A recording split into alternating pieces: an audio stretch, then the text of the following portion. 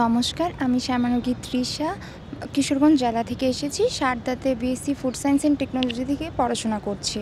তো এক দেশ থেকে যখন অন্য দেশে আসে তখন মাথার মধ্যে অনেক কোশ্চেনই ঘোরাফেরা করে যে নতুন জায়গা, সেখানে মানুষজন কীরকম হবে, সব কিছুর সাথেই মানিয়ে নেওয়া একটা চ্যালেঞ্জিং ব্যাপার।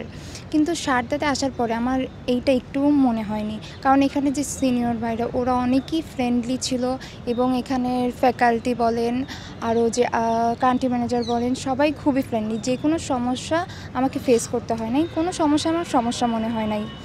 তো বলতে চাই যে আমার কাছে মনে হয় যে বাইরে যেয়ে পড়লে ইন্ডিয়ায় অ্যাডমিশন নিলে সারদা বেস্ট। মেয়েদের সিকিউরিটি নিয়ে কথা বলতে গেলে যদি হোস্টেলে থাকে তাহলে সারদার সিকিউরিটি নিয়ে আমি কি বলবো, এটা সবাই জানে সারদার সিকিউরিটি কতটুকু স্ট্রিক্ট।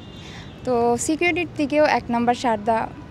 আদার্স ইউনিভার্সিটির সাথে কম্পেয়ার করলে ওরা ঘাটাঘাটি করলেই বুঝবে সারদা সিকিউরিটি কতটা ভালো, কতটা স্ট্রং। তো শেষে এটাই বলতে যে সব দিক দিয়েই সারদা ইউনিভার্সিটি আমার কাছে বেস্ট মনে হয়েছে। মানে কেউ যদি অ্যাডমিশন নিতে চায় চোখ বন্ধ করে সারদা ইউনিভার্সিটিতে আসতে পারে, এই গ্যারান্টিটা আমি দিতে পারি। তো ধন্যবাদ।